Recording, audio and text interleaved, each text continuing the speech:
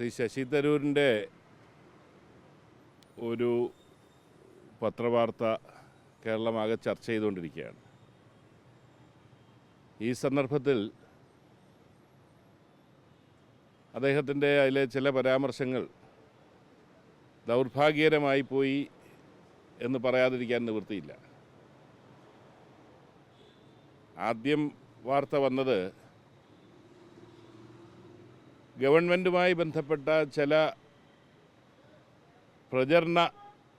പ്രൊപ്പഗാൻഡയുടെ ഭാഗമായിട്ട് വന്ന വാർത്തകളെ ഉദ്ധരിച്ചുകൊണ്ടാണ്. അതുമാത്രമായിരുന്നു വിഷയമെങ്കിൽ എൻ്റെ പ്രിയ സുഹൃത്തുകൂടിയായ ഡോക്ടർ ശശി തരൂരിനോട്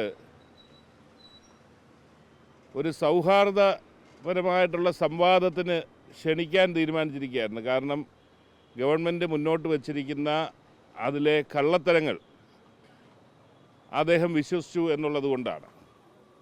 ആ തെറ്റിദ്ധാരണ മാറ്റാം എന്നുള്ളതാണ് ഞാൻ ചെയ്യാൻ ഉദ്ദേശിച്ചിരുന്നത്, ഞങ്ങളുടെ പാർട്ടി ചെയ്യാൻ ഉദ്ദേശിച്ചിരുന്നത്.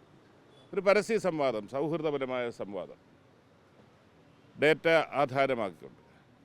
പക്ഷെ നിർഭാഗ്യവശാൽ അതിനുശേഷം അത് പുറത്തു വന്ന വാർത്തയിൽ മറ്റ് ചില പരാമർശങ്ങൾ കൂടിയുണ്ട്.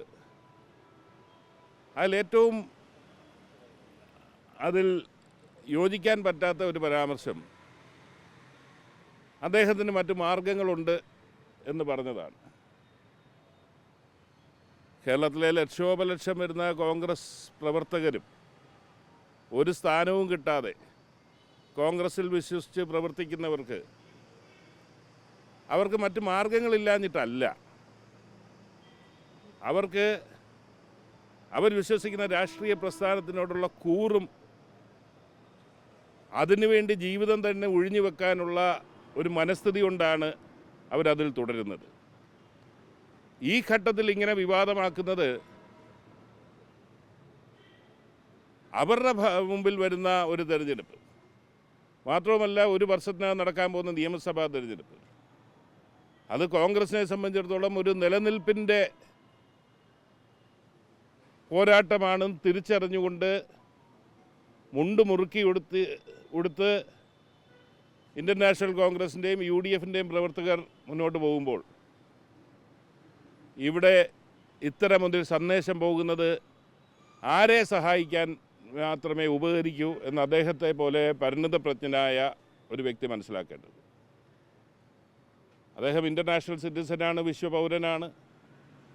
അദ്ദേഹത്തിൻ്റെ പാണ്ഡിത്യം സമാനതകളില്ലാത്തതാണ്. പക്ഷെ കേരള രാഷ്ട്രീയം എന്തെന്ന് മനസ്സിലാക്കുന്നതിൽ അദ്ദേഹത്തിന് വീഴ്ച പറ്റിയിട്ടുണ്ടോ എന്നുള്ളത് മനസ്സിലാക്കണം. അദ്ദേഹം തിരിച്ചറിയേണ്ടതാണ്, ആലോചിക്കേണ്ടതാണ്. കാരണം എല്ലാ പുരോഗമനപരമായിട്ടുള്ള നിലപാടുകളും മാറി എന്ന് മാത്രമല്ല, നരേന്ദ്രമോദി അനുവർത്തിക്കുന്ന അതേ ശൈലിയിലുള്ള നയങ്ങളുമായി പിണറായി വിജയൻ പോകുമ്പോൾ ഗവൺമെൻറ്റിനെതിരെ പ്രതിഷേധിച്ച ഓരോ വ്യക്തിക്കുമെതിരെ 200-ഉം 300-ഉം കേസുകൾ നിലവിലുള്ള സാഹചര്യത്തിൽ ഗവൺമെൻറ്റിൻ്റെ തെറ്റായ ചെയ്തികളെ തുറന്നു കാട്ടാൻ വേണ്ടി മാത്രം നിലകൊള്ളുന്ന ഒരു വലിയ കുടുംബമായ കോൺഗ്രസിൻ്റെയും UDFൻ്റെയും ആൾക്കാർ അതിൻ്റെ തിക്തഫലം അനുഭവിക്കുമ്പോൾ, സെക്രട്ടേറിയറ്റ് പഠിക്കൽ ആശാ വർക്കർമാർ, ഒരു ഇടതുപക്ഷ ഗവൺമെൻറ് ഭരിക്കുമ്പോൾ ആശാ വർക്കർമാർ അവിടെ സമരം ചെയ്യേണ്ടി വരുന്നു. ഒരു മന്ത്രിയുടെ വീട്ടിൽ ചെല്ലുമ്പോൾ മന്ത്രി വീട്ടിലാരെയും കാണത്തില്ല എന്ന് പറയുന്ന പുത്തൻ രാഷ്ട്രീയം, ഇത് ഇടതുപക്ഷ രാഷ്ട്രീയമാണോ നോക്കണം. അങ്ങനെയൊക്കെയുള്ള സാഹചര്യം കേരളത്തിൽ നിൽക്കുമ്പോൾ ഈ പ്രസ്താവന ആർക്കെതിരെയാണ് കേരളീയ സമൂഹം പോരാടുന്നത്, അവരെ സഹായിക്കാൻ വേണ്ടി ഉപകരിക്കുമെന്നുള്ളതാണ് ദൗർഭാഗ്യകരമായിട്ടുള്ള കാര്യം. അത് ഒരു കാര്യം, ഞങ്ങൾക്കത് തീരുമാനമെടുക്കാനൊന്നുമില്ല. ഞങ്ങൾ ഈ പോരാട്ടവുമായി RSP പോലെ രാഷ്ട്രീയ പ്രസ്ഥാനം ഈ ഇടതുപക്ഷ വ്യതിയാനത്തിനെതിരെ ശക്തമായി മുന്നോട്ട് തന്നെ പോകും. ഞങ്ങൾ മറ്റ് മാർഗങ്ങൾ തേടി പോകുന്നവരല്ല.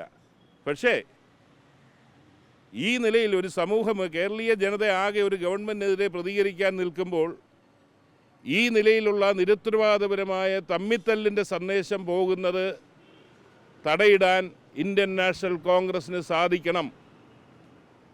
അതിനെന്താണ് ചെയ്യേണ്ടതെന്ന് അവർക്ക് മാത്രമേ അറിയാവുന്നുള്ളൂ. ഞങ്ങൾ പറഞ്ഞു കൊടുക്കാൻ ഞങ്ങൾ ആരുമല്ല.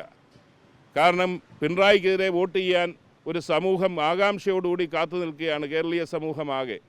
അവിടെ അനൈക്യം എന്നുള്ള ഒരു സന്ദേശം മാത്രമാണ് ഐക്യജനാധിപത്യ മുന്നണിക്കെതിരെ ഇന്ന് നിലകൊള്ളുന്നത്. ആ അനൈക്യത്തിൻ്റെ സന്ദേശം വീണ്ടും കൊടുത്തുകൊണ്ട് മുന്നോട്ട് പോകുന്നതിന് തടയിടാൻ ഇന്ത്യൻ നാഷണൽ കോൺഗ്രസിൻ്റെ നേതൃത്വം തയ്യാറാകണം എന്നാണ് RSPക്ക് ഇതിൽ പറയാനുള്ളത്.